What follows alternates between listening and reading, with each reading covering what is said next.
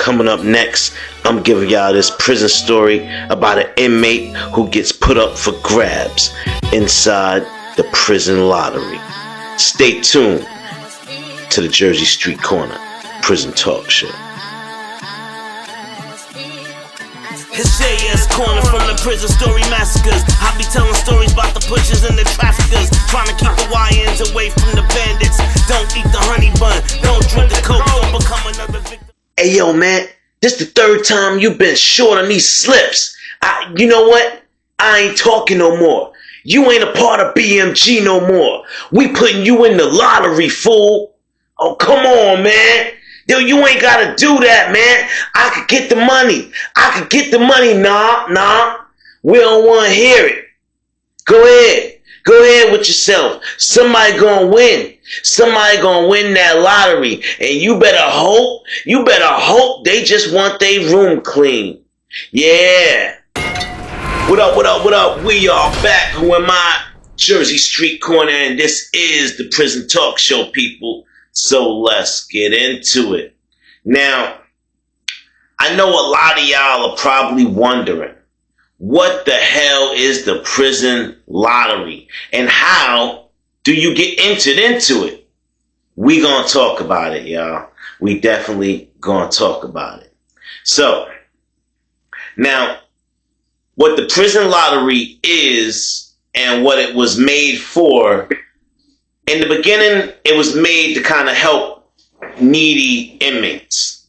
So, for something small like a soup, if you really need something, I know y'all you're going to gamble if you need something. The chance one soup could get you like 6 or 10 soups. It depends on, the numbers and what the pot is. So, the prison would have numbers being ran all throughout the whole prison. It's a prison lottery. And there was a gang that controlled that whole lottery. And they was fair. They played it the way it was supposed to be. They was like Bumpy Johnson out here with these numbers. They had a racket. You know what I mean? And they had runners. Now, those runners were responsible for those slips. And the runners were all throughout the prison. And the gang's name was BMG, Black Money Gang. They ain't want to hear no shit. End of the week, bring the slips. You come short, is a problem. They document shit. They weren't very violent unless they needed to be. But now, there was one time that they decided to do something that I thought was pretty violent. Now, they didn't do nothing to him. They ain't touch him.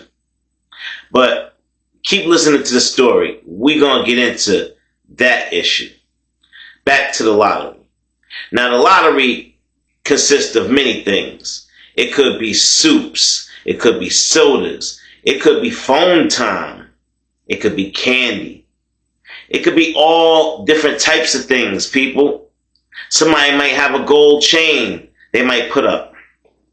Somebody might have a pair of sneakers they'll put up. You never know what could be in the lottery. And there's always a list of the items included, so you know what you're playing for. And your item that you put in, or items, whatever, however much, you double up, triple up, whatever you betting, get added onto the list. It's a big list, y'all. A huge list. So imagine that much commissary in one person's cell. It's impossible. So the trust had to be there. They didn't collect the commissary until the end of the week, and they slowly did it as they funneled it off to the winners, whoever's numbers came out the way they said it would, or whatever the case was. They slowly funneled the commissary and moved it around to the places it was supposed to be. And that was the runners' jobs. Now, when you come short on your slips, you messing up the whole chain.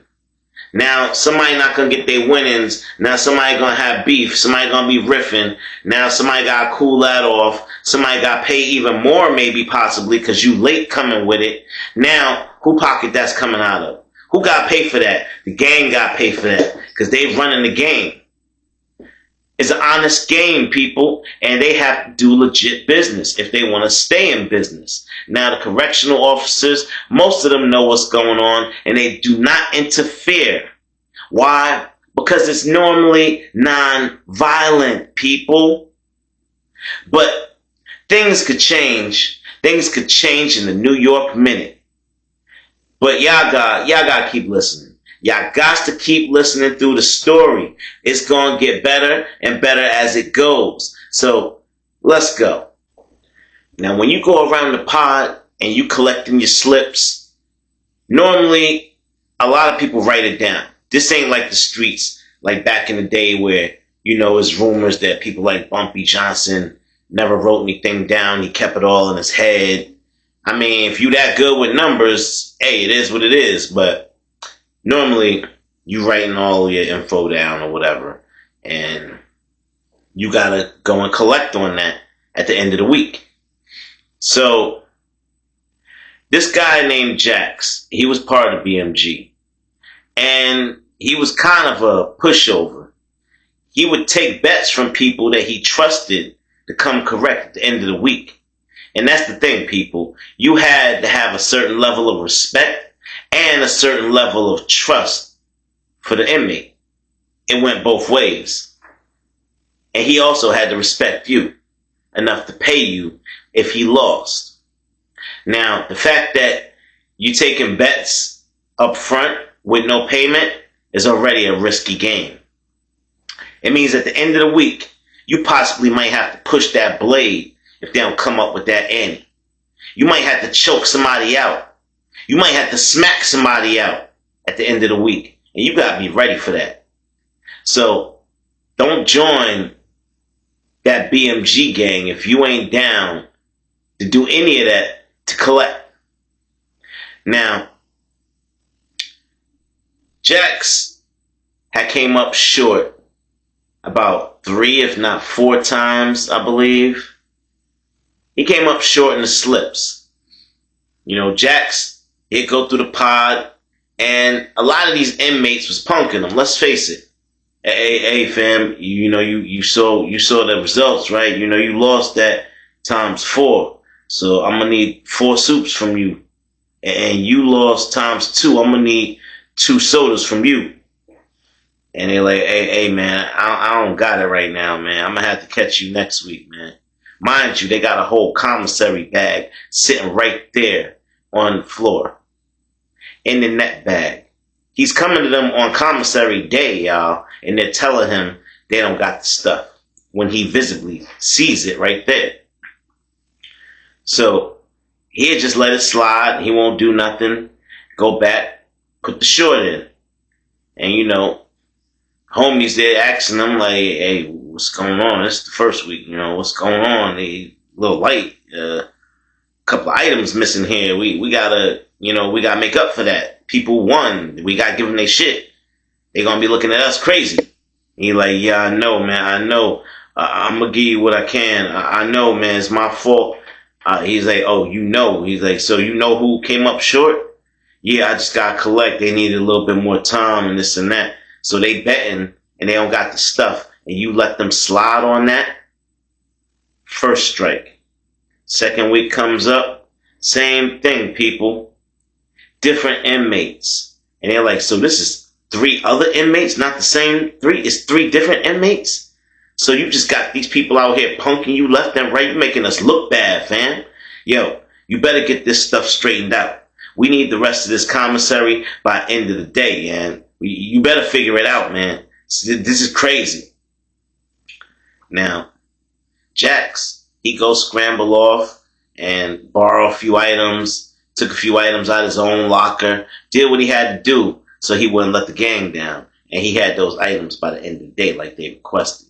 But they had no idea he went and got those items from his own locker and borrowed them from the store and this and that to make up the difference for those inmates that just punked him. Now, what you think happened once those first set of 6 or 7 inmates already saw Jax fulfill the order without their commissary? What you think happened? Get in the comment box, y'all. Tell me where y'all think this fitting to go. So, Jax, 3rd week in a row. And I felt bad for him, but he probably shouldn't have been part of that gang because he ain't had that heart. He ain't had the heart of a lion. He got punked a 3rd week in a row. This time, they got him good. One dude bet 10 soups, another dude bet 20. Jax took the slips. He took the slips. He ain't even asked to see the commissary. In an instance like that, you take a walk to that man's cell and ask him, show me the 10 soups. Show me the 20 soups. Before I can take that slip, I gotta see that you got it right now up front. Because I don't want to hear nothing when it comes time to pay up. I need to see that you got that up front, homeboy. But nah, Jax was a softie. He ain't do none of that. What he did was take the slip, put it in his pocket. Because, you know, you get paid commission in the gang. You get paid commission off of each slip that you complete that goes through. So every slip that goes in that gets entered into the lottery, you get a little 2% commission off. And it comes out kind of nice. At the end of the day, you get you a little commissary bag. Everybody, you know, did they thing. They happy. Maybe some of them not happy. That went a little too crazy, like 10 and 20 soups. But y'all get the gist of it. It's a pretty cool job. As long as you don't mind being an enforcer. Because you will always have to enforce when you playing with that commissary. Now the BMG homie, they big homie, they leader, decided to have a meeting. But this wasn't going to be just a regular meeting. He had plans, y'all. He had plans to put Jax on blast and to send a message to all the rest of the up-and-coming BMG members. If y'all gonna run under him, y'all gonna run straight, y'all gonna run an honest game, or y'all gonna get ran out. Meeting is at hand. And they get right down to the point. Ain't no sweet talking, no sugarcoating about it.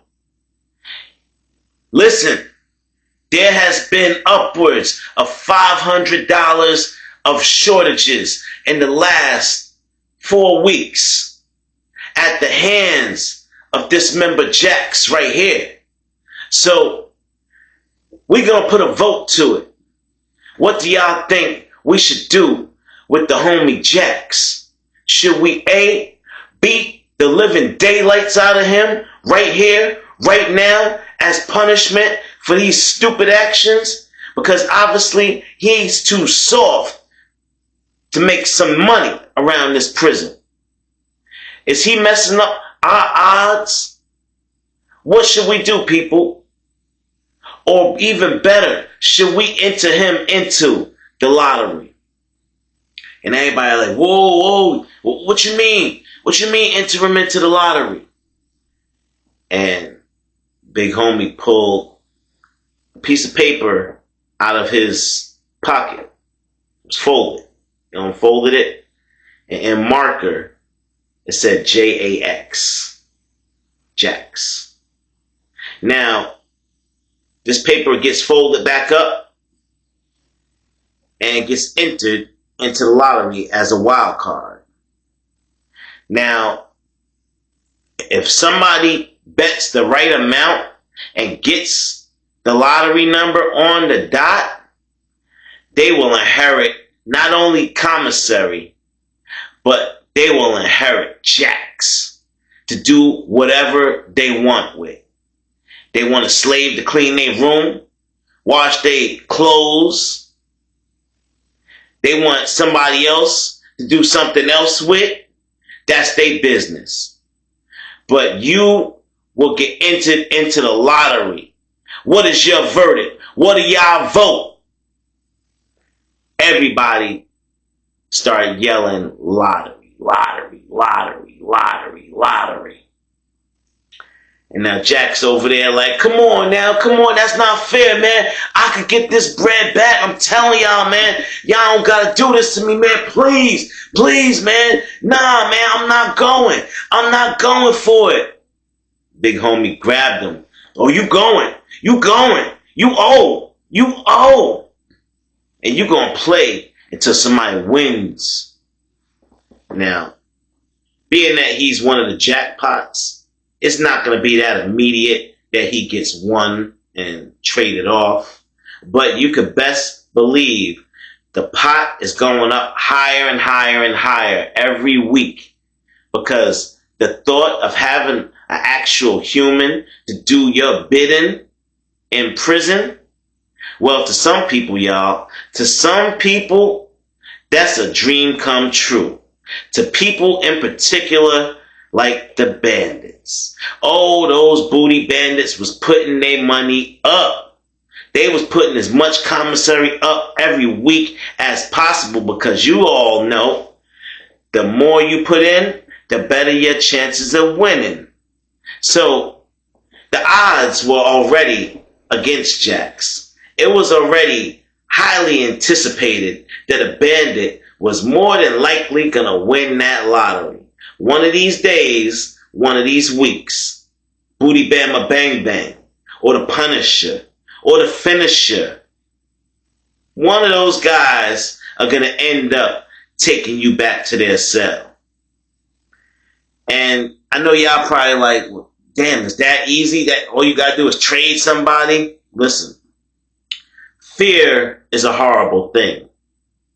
When you are scared in prison, when you don't belong in prison because you're a square around a bunch of circles, when you fear for your life, oh, that fear will make you do things that you don't even want to speak about. If you too scared to be in prison, don't do the crime. I'm trying to tell y'all, it's really not worth it. If you can't handle being around a bunch of gangsters, a bunch of monsters, then you better stay your sweet ass home. I ain't gonna keep having these talks with y'all. I'm trying to tell you YNs. I'm trying to tell y'all, stay out them streets, man. Stay out them streets, because prison is a cold, cold game.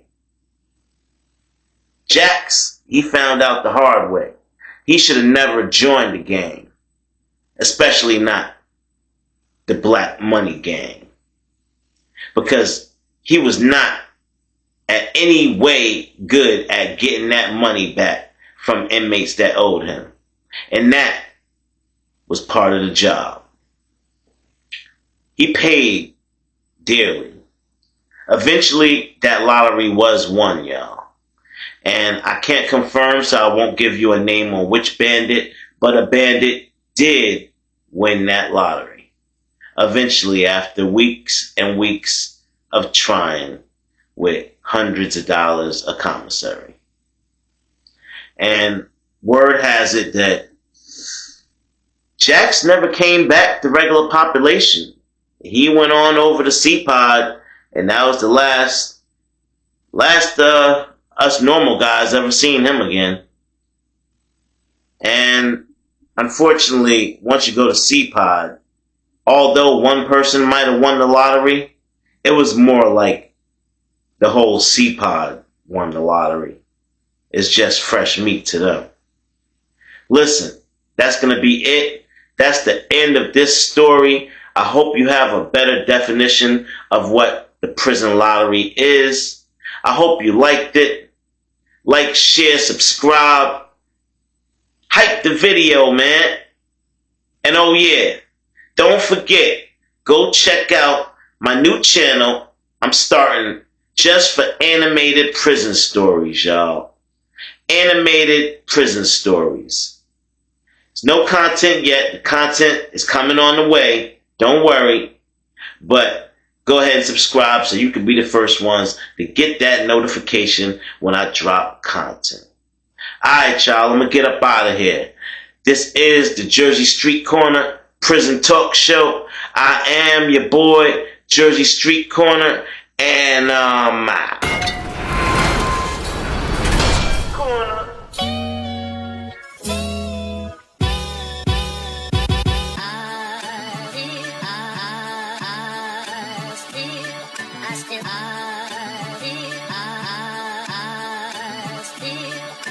It's JS Corner from the prison story massacres. I be telling stories about the pushers and the traffickers, trying to keep the YNs away from the bandits. Don't eat the honey bun, don't drink the coke, don't become another victim or the butt of a joke. Don't close both eyes when you sleep or get choked. When you go to the mess hall, sit with your team, cause if you sit with some punk boy, you can get seen, then you can get dealt with. Prison justice like you never felt it. I be taking y'all back to stories of the helpless. That lava I spit, get your boys' stories melted. I spit about prison justice cause I dealt it. And you a real hater if you can't respect it. All that bullshit, yeah, I'm here to check that. Any confrontation, I'ma show up. Bet that. You a real hater, I'm here to address that. When it comes to storytelling, I'm the best at. You a real